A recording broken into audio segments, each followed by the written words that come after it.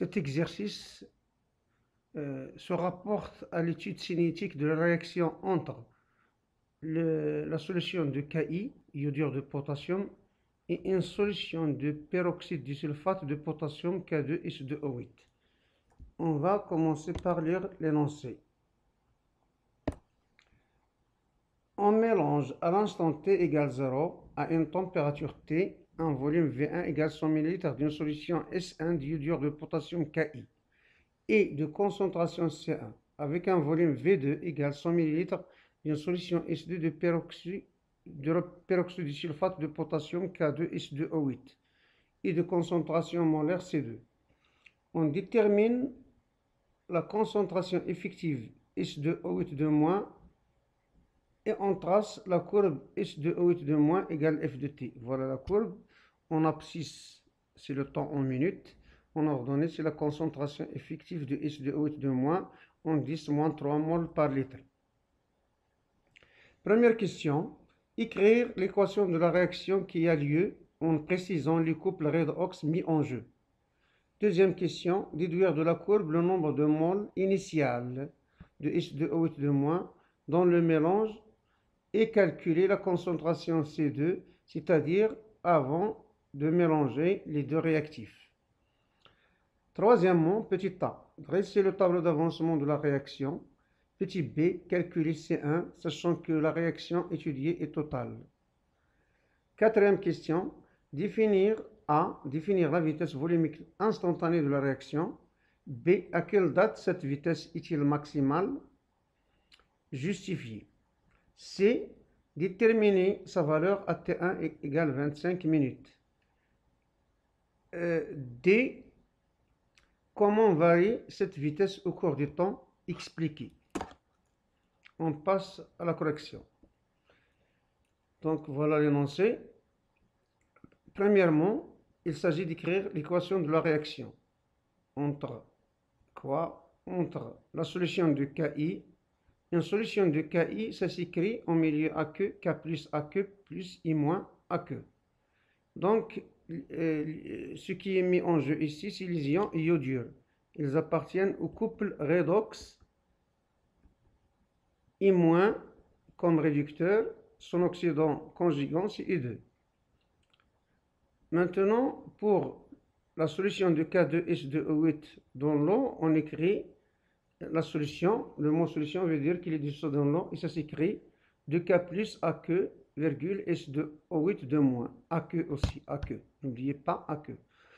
Donc, ici, le couple qui est mis en jeu, c'est son oxydant, son oxydant, c'est S2O8 de moins. Puisqu'il va réagir avec le réducteur, c'est un oxydant.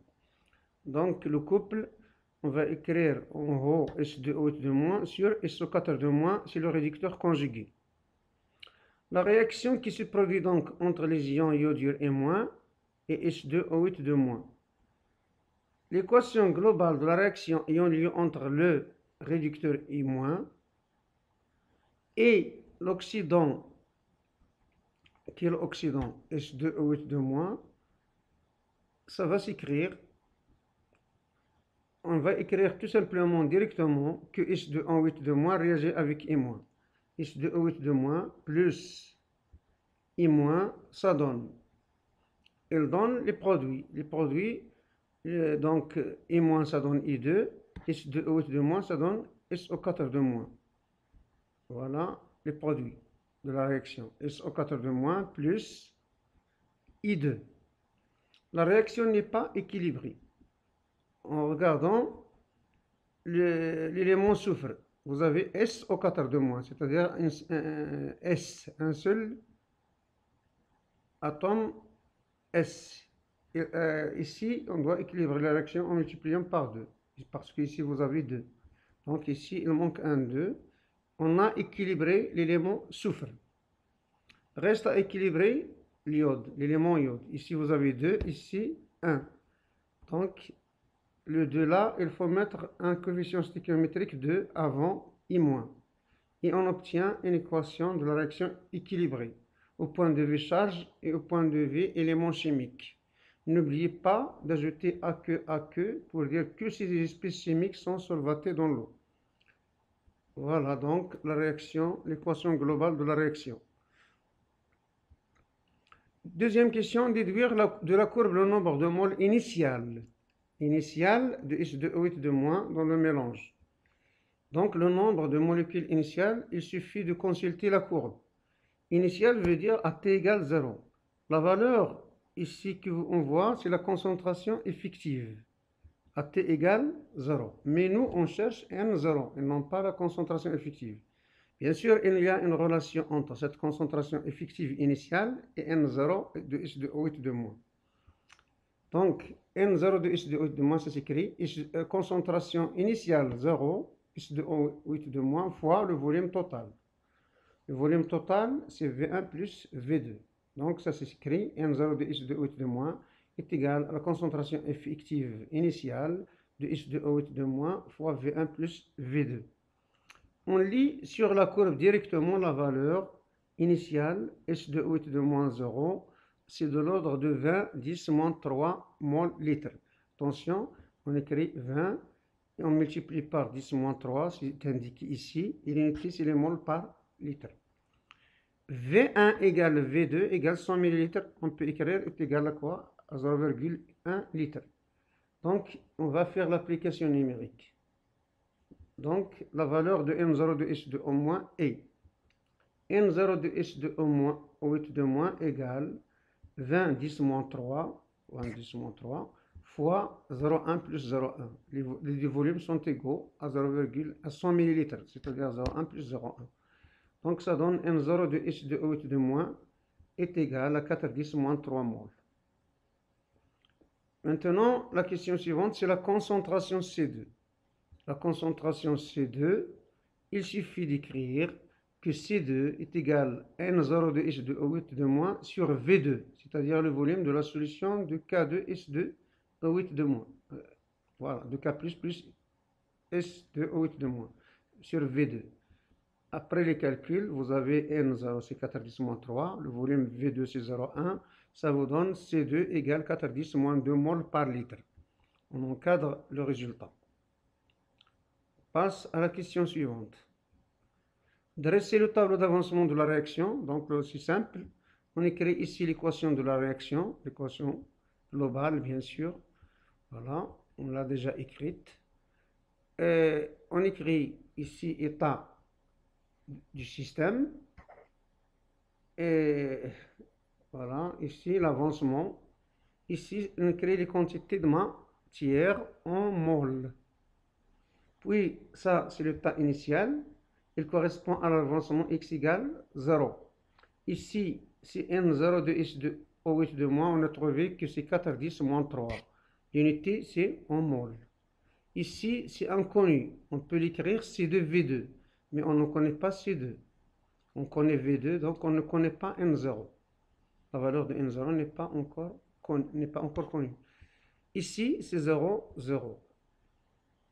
État intermédiaire, x différent de 0.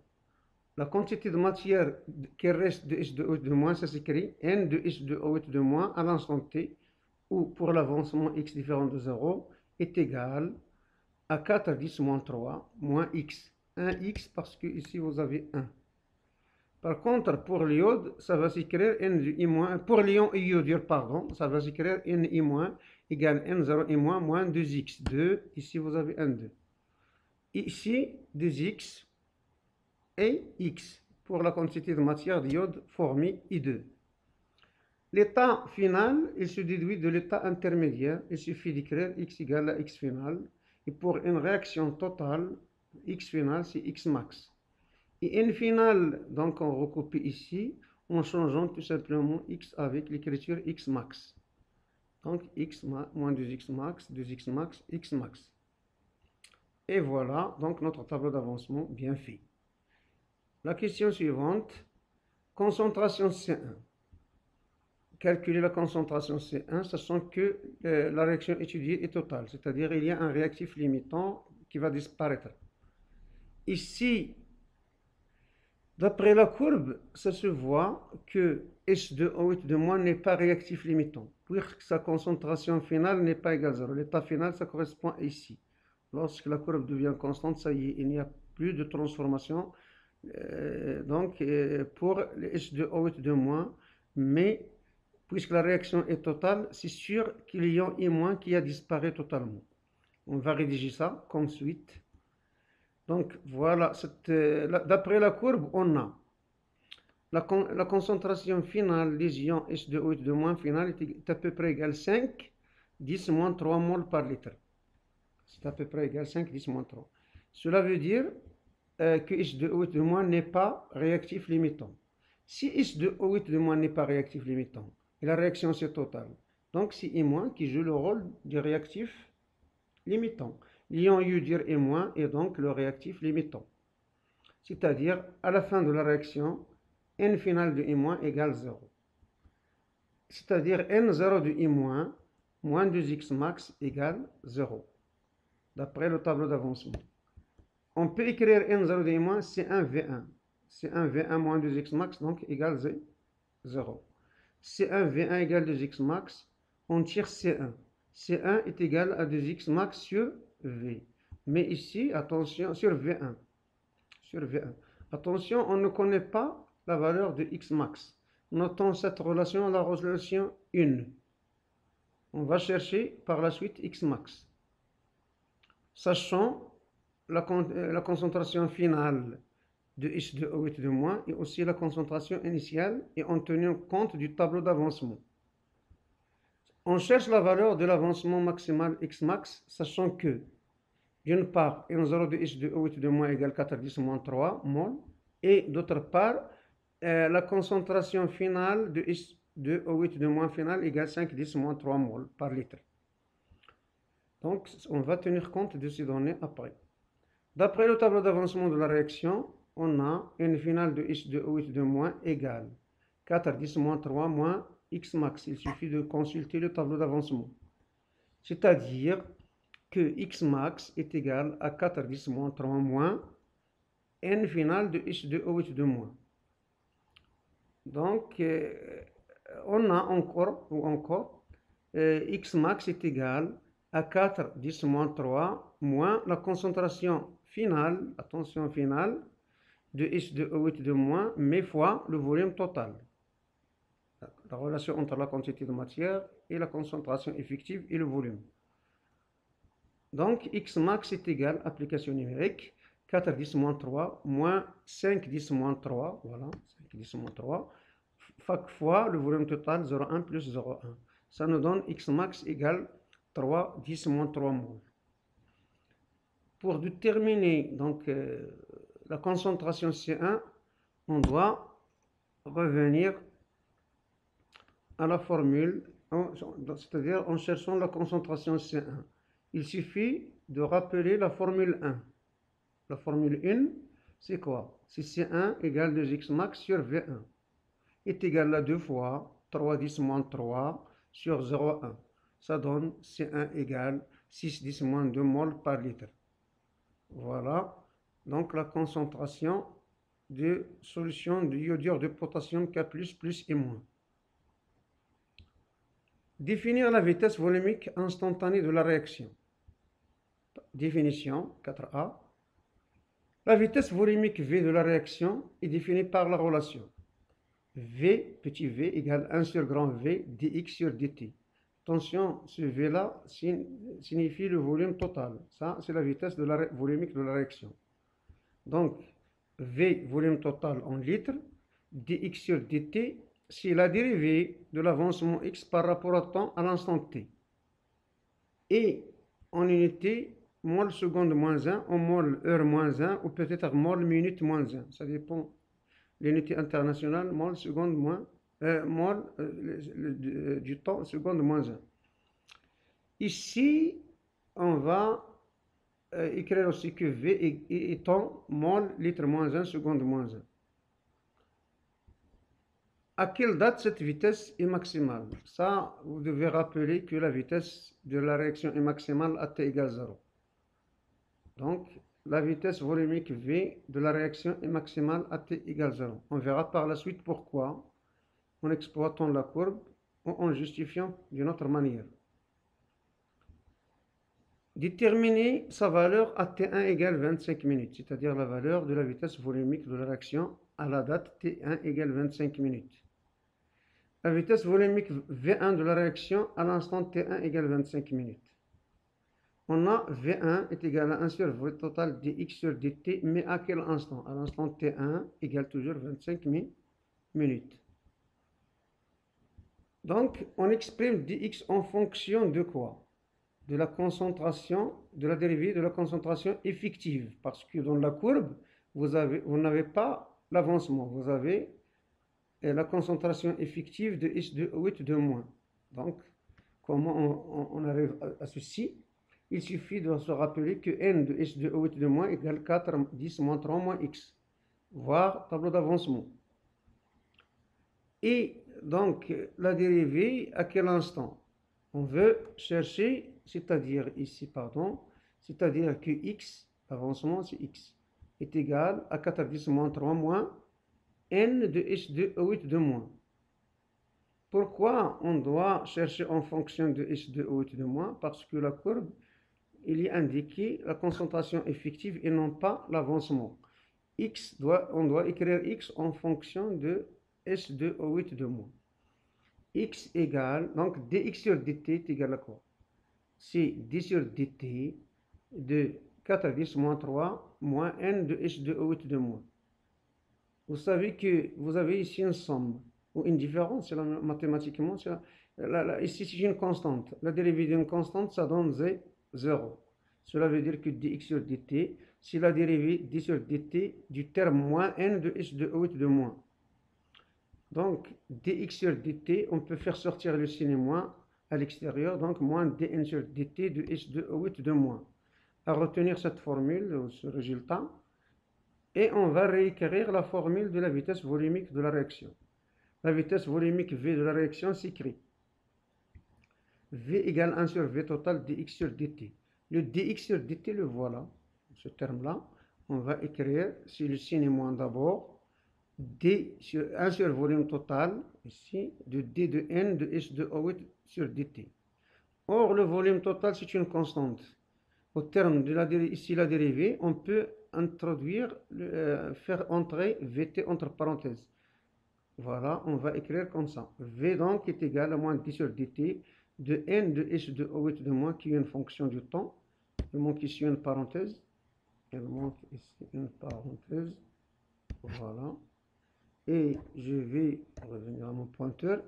Donc, que représente ce terme-là? N de S2O8 de moins sur V total, ce n'est que la concentration effective de S2O8 de moins à l'instant T. Donc, ça vous donne V égale moins D de S2O8 de moins sur dt. Donc, voilà la formule à retenir. On va l'utiliser et utiliser la courbe pour déterminer quoi? La dérivée, c'est à l'instant T1 égale 25 secondes, c'est ici. C'est d'ailleurs pourquoi on vous donne cette tangente. Ça, c'est la tangente à la trajectoire en ce point. Donc, on va aborder ce sujet. Donc, on a vu que d sur dt de la concentration effective à l'instant, c'est le coefficient directeur de la tangente à la courbe à cet instant. L'instant considéré, c'est 25 minutes. Voilà, l'unité, c'est les minutes. Comment on détermine donc ce coefficient directeur de la tangente? Il suffit de choisir deux points. Surtout ce point-là, c'est 2, et le premier point, c'est ici. D de S2O8 de moins sur dt à l'instant T1 est égal à la valeur de S2O8 de moins 2. C'est ici. 2, il correspond à cette date-là, pardon, cette concentration, c'est 2. Il correspond à T2 égale une valeur, on va voir quelle valeur ici. Et le premier point, c'est ici. Voilà. Et l'apport abscisse 0 et l'apport ordonné 25, 10, moins 3 moles par litre. Par contre, à ce point, et l'apport abscisse 65 secondes, et pour ordonnée 0. C'est pourquoi on écrit x de haut de moins égale 0. Ici, c'est t2 égale 65 minutes. Donc, on termine cette formule. La différence des ordonnées, finalement, initiale, de 2 moins extension, ici moins 1. Il y a une erreur corrigée. Ça, c'est 1.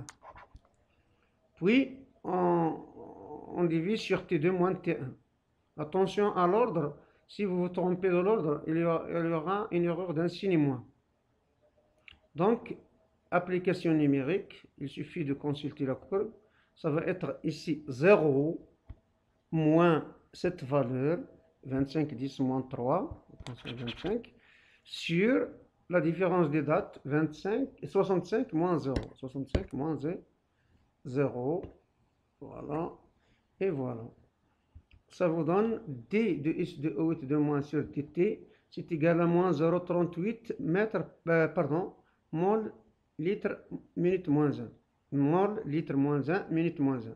Le signe moins vient de que cette tangente, c'est descendante, décroissante. Mais n'oubliez pas que vous avez la vitesse volumique de la réaction s'écrit de cette manière. V égale moins, le signe moins d de s de O8 de moins sur dt, ça donne donc V égale à quoi? On enlève le signe moins, ça reste 0,38 mol, litre moins 1, minute moins 1. Voilà donc la vitesse volumique à cet instant-là. À l'instant t égale 25 secondes, attention, 25 minutes. Voilà, c'est là qu'on a tracé la tangente. La suite. Comment varie cette vitesse au cours du temps? On va expliquer la variation de la vitesse volumique en fonction du temps.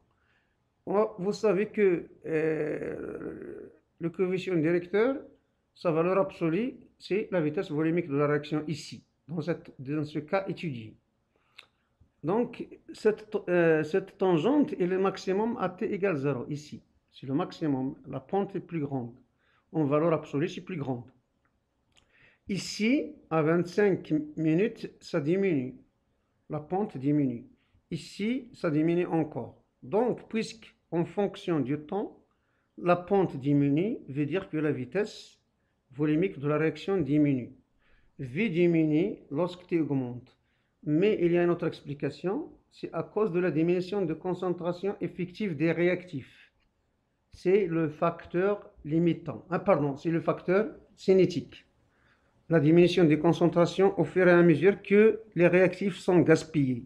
C'est-à-dire ils diminuent en concentration effective et ils jouent le rôle de facteur cinétique.